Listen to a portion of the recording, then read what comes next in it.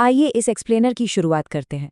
आज हम ब्रह्मांड की उस अविश्वसनीय कहानी को एक्सप्लोर करेंगे कि कैसे सब कुछ महज एक छोटे से अनंत बिंदु से शुरू हुआ और समय के साथ बदलकर उस खूबसूरत दुनिया में तब्दील हो गया जिसे आज हम अपना घर कहते हैं। जरा सोचिए, एक धधकता हुआ पिघला हुआ चट्टानी गोला आखिर एक नीले जीवन से भरे ग्रह में कैसे बदल गया। चलिए इस ब्रह्मांडीय रहस्य की गहराइयों में चलते हैं। ये एक ऐसी भव्य यात्रा है जो पूरी तरह से अराजकता और आग के तूफानों से शुरू होकर हरियाली और जीवन से भरे एक नखलिस्तान तक पहुंचती है। अब इस टाइमलाइन पे नजर डालिए। ये हमें ब्रह्मांड के इतिहास के विशाल पैमाने का एक शानदार रोड मैप देती है। जैसे जैसे हम आगे बढ़ेंगे, हम इसी रोड मैप के जरिए विशाल ब्रह्मांड से जूम इन करते हुए सूक्ष्म जीवन के जन्म तक का सफर तय करेंगे। ये अरबों सालों की घटनाएं एक दूसरे से कैसे जुड़ी हैं, ये देखना वाकई दिलचस्प है। तो चलिए शुरुआत करते हैं। पहला हिस्सा है बिग बैंग यानी सिंग्युलैरिटी का महाविस्फोट। यहाँ सबसे जरूरी बात यह है कि ये अंतरिक्ष के अंदर हुआ कोई धमाका नहीं था, बल्कि ये खुद अंतरिक्ष का ही विस्तार था। ये सिंग्युलैरिटी एक ऐसा छोटा गोला था जिसकी कल्पना करना भी मुश्किल है। इसका आकार शून्य के बराबर था, लेकिन तापमान और घनत्व अनंत था। इसी महाविस्फोट ने अविश्वसनीय गति से विस्तार करते हुए ऊर्जा को उस पदार्थ में बदलना शुरू किया जिससे आज हम सब बने हैं। अब ये आंकड़ा देखिए, पूरे 3 लाख साल, इतना लंबा समय लगा ब्रह्मांड का तापमान 4500 केल्विन तक गिरने में। और ये गिरावट बहुत अहम थी, क्योंकि इसी के बाद परमाणु पदार्थ बन सका और हमारा ब्रह्मांड पहली बार पारदर्शी हुआ। सच कहें तो ये उस महाविस्फोट के बाद का पहला बड़ा ठहराव था जिसने आगे की नींव रखी। अब सीधे अरबों साल आगे चलते हैं।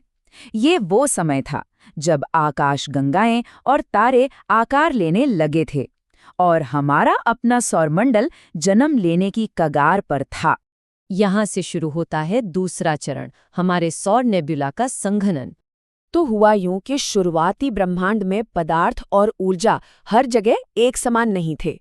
इसी असमानता और गुरुत्वाकर्षण ने तारों के जन्म का मंच तैयार किया। नेबुला असल में हाइड्रोजन गैस और धूल का एक बहुत बड़ा बादल होता है, जहां तारों का जन्म होता है।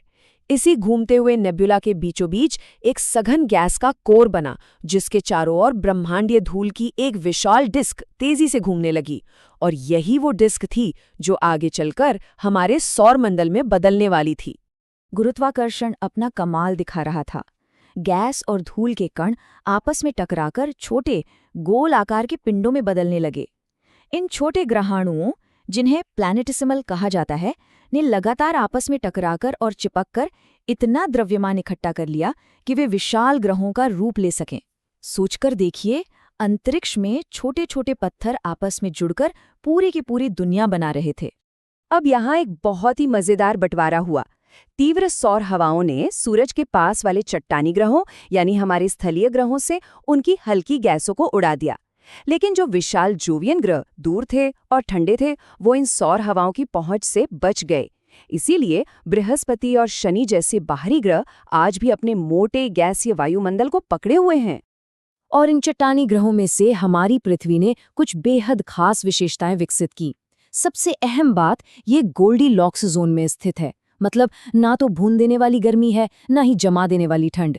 बिल्कुल एकदम सही जगह, ताकि पानी तरल अवस्था में रह सके। साथ ही ये सौर मंडल का सबसे सघन ग्रह बन गया, जिसका आकार एक विशिष्ट जियोइड है और जो अपने अक्ष पर 66.5 डिग्री झुका हुआ है। इन सब ने मिलकर इसे एक परफेक्ट संतुलित दुनिया बना दिया। अब जरा पृथ्वी की अपनी टाइमलाइन पर करीब से जूम इन करते हैं। ये दौर बहुत ही उथल-पुथल और विनाशकारी था। इस हिंसक समय ने पृथ्वी की बनावट को हमेशा के लिए बदल कर रख दिया। चलिए देखते हैं इसका अगला अध्याय, लिथोस्फीयर का निर्माण, जिसमें एक बहुत बड़ा टकराव और पदार्थों का अलगाव शामिल है। The big splat. ये घटना सचमुच बहुत खौफनाक और हिंसक थी। मंगल ग्रह के आकार का एक विशाल पिंड शुरुआती पृथ्वी से बहुत जोर से टकराया। इस भयानक टक्कर ने पृथ्वी को और भी ज्यादा गर्म कर दिया और अंतरिक्ष में इतना सारा मलबा उछाल दिया कि वो सब गुरुत्वाकर्षण के कारण इकट्ठा होकर हमारे चंद्रमा में तब्दील हो गया। ये उदाहरण बिल्कुल सटीक बैठता है।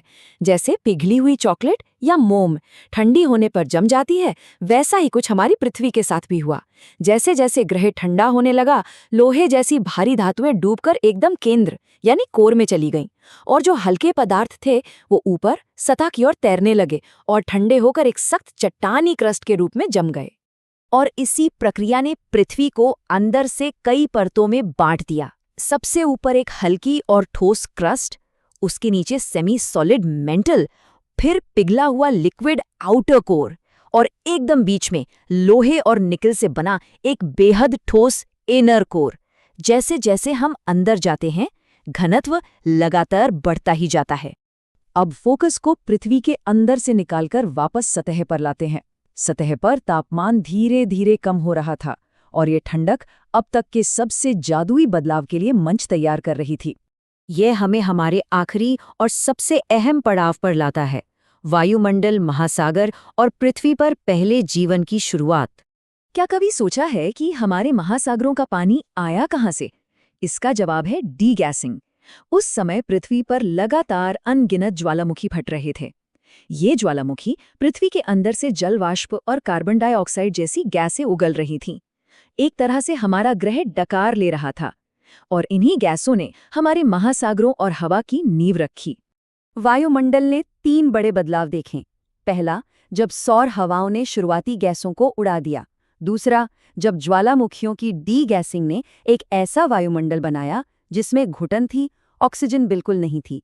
और तीसरा सबसे बड़ा बदलाव, जब जीवित जीवों ने खुद प्रकाश संश्लेषण यानी फोटोसिंथेसिस के जरिए इसे आज की इस ताज़ी, सांस लेने लायक हवा में बदल दिया।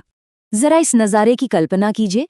जैसे जैसे पृथ्वी ठंडी हुई, वायुमंडल में मौजूद जल वाष्प बादलों में बदलने लगा, और फिर शुरू हुई बारिश, जो कोई 1-2 दिन नहीं बल्कि लाखों सालों तक लगातार होती रही।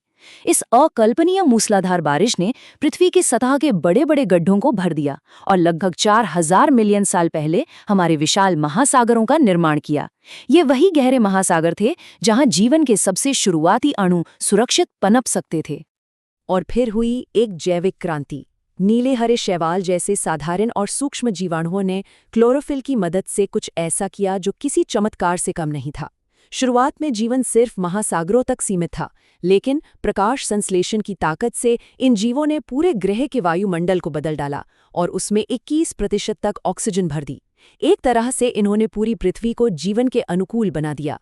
तो अगर हम इस पूरी भव्य यात्रा को एक साथ रखकर देखें, 13 बिलियन अरब साल पहले एक अनंत रूप से घने, बहुत ही गर्म बिंदु से कहानी शुरू हुई।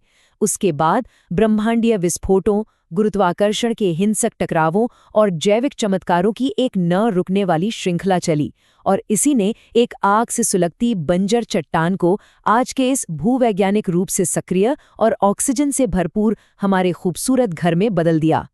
अरबों सालों की ये कहानी हमें एक बहुत ही गहरे और दिलचस्प सवाल पर लाकर छोड़ देती है, क्योंकि देखिए, पृथ्वी का विकास अभी खत्म नहीं हुआ है। ब्रह्मांड का विस्तार आज भी हो रहा है और उसकी गति लगातार तेज होती जा रही है। तो सवाल ये है, आने वाले अरबों वर्षों में ये अनंत ब्रह्मांड हमारे इस खूबसूरत नीले ग्रह के लिए कौन सा नया अध्याय लिखेगा? क्या ये रोमांचक यात्रा अभी शुरू ही हुई है?